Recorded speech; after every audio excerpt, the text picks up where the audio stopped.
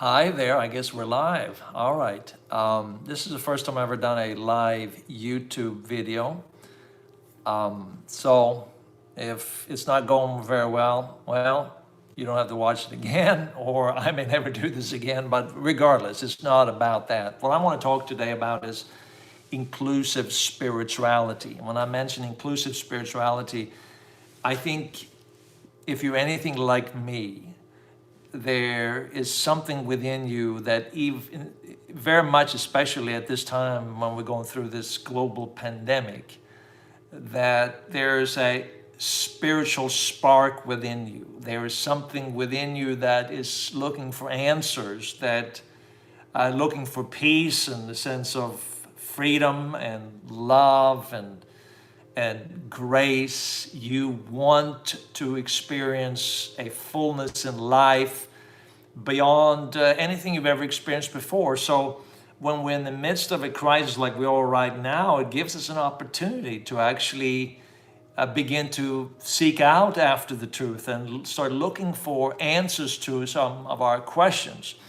And I want to talk a little bit about it today in a different way than perhaps you've heard in the past, because so much when it comes to spiritual conversations is about, well, I have discovered the truth. This is it. Join my way of life. This is, and we get preaching and we get telling people this is what the way it is. This is how it works.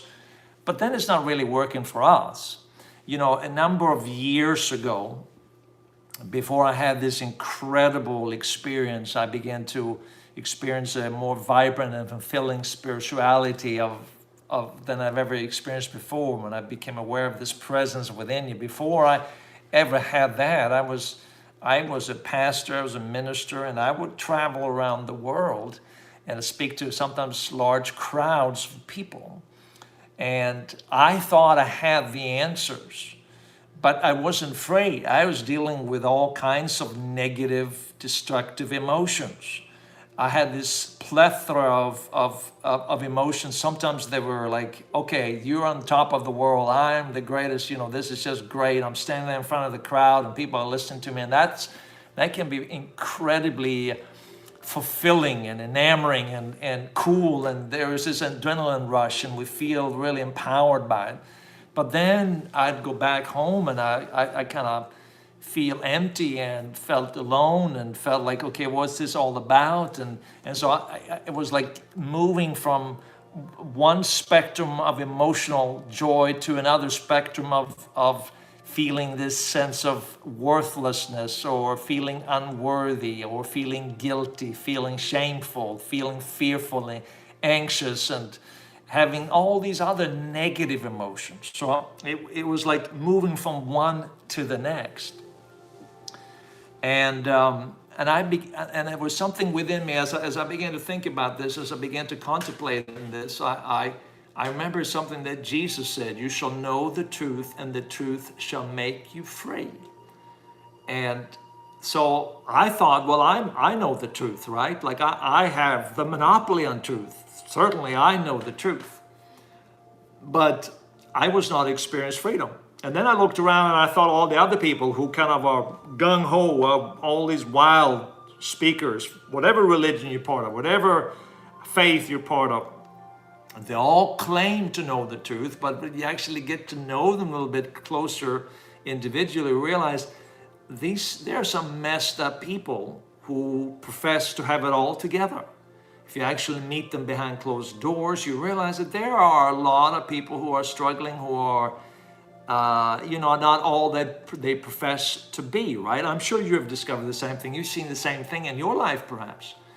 And so then I had to ask myself, well, if Jesus said you shall know the truth and the truth shall make you free, and I'm not free, then I must be missing something about the truth, right? That's the only logical conclusion, that if the truth shall make you free, and I'm not free. Well, I have moments of freedom, but I'm not free for the most part. I have all these other thoughts as well. If I'm not completely free, then I must be missing something about the truth.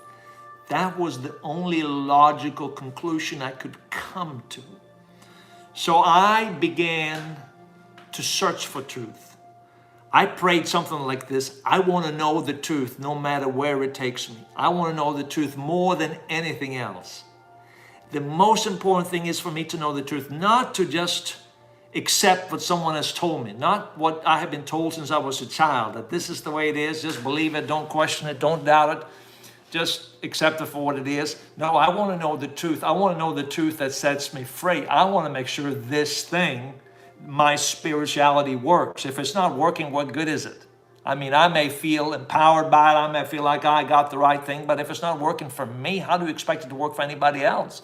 So I began to search for the truth. And in the midst of it, I started having these cluster headaches. Now, some of you may not have heard of cluster headache. Cluster headaches is, according to Google, I Google it, doctors say it's the worst pain a human can suffer.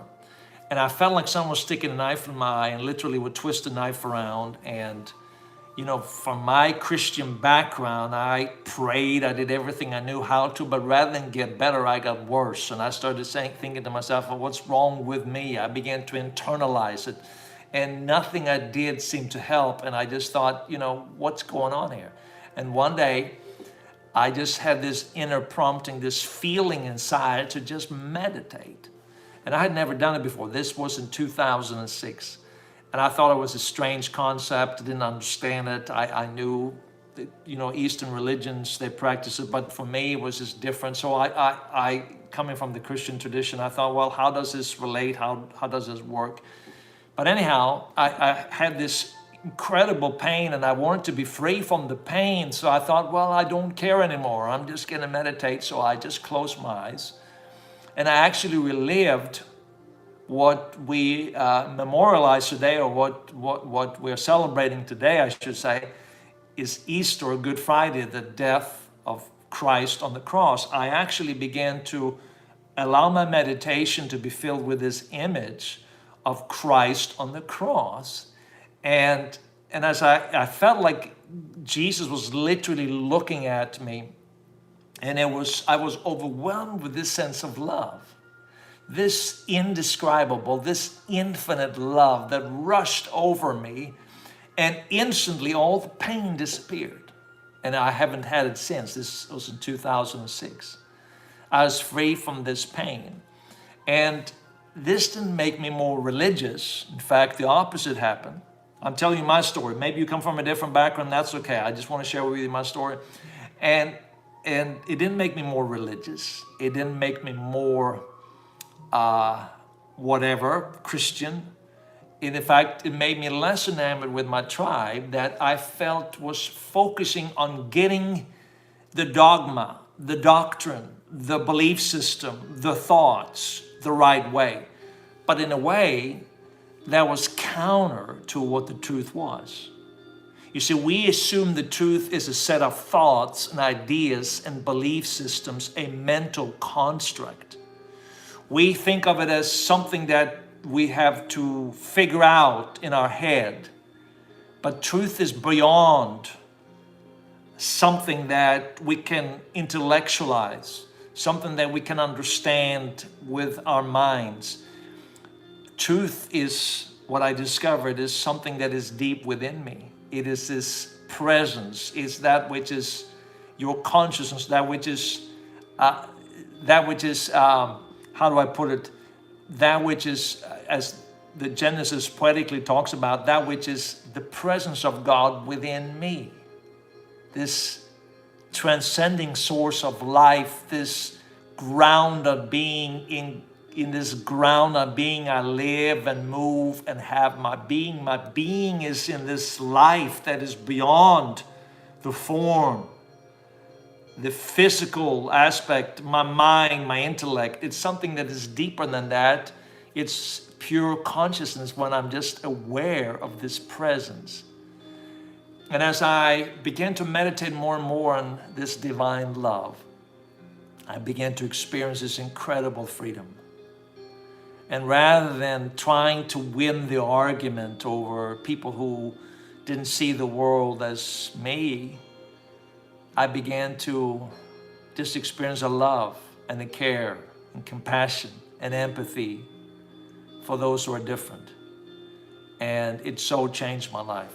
So I want to let you know this, because this way of love that you're on right now, this YouTube channel, that's what we're all about. And we're going to try some different things here. If people like this, if people watching this, we want to try some different things here. And even if no one is watching, that's okay as well. But I want to really help you and bless you and see how your life can be impacted to move beyond thoughts. Now, there's nothing wrong with thoughts. Thoughts have a purpose. Thoughts can guide you to the truth, but it's not the truth itself. I may have a map on how to travel to Los Angeles.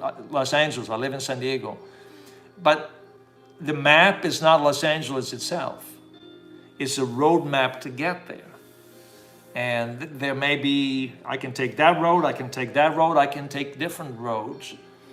But Los Angeles is the actual being there, being aware, being in the presence of it. In the same way, I believe that there is something deep within you. Truth is deep within you, the very presence of the ground of being, that which is greater than all of us, that which is one with all of us, that is one with you, that you can experience by simply being aware of this selfless love. It's deep within you.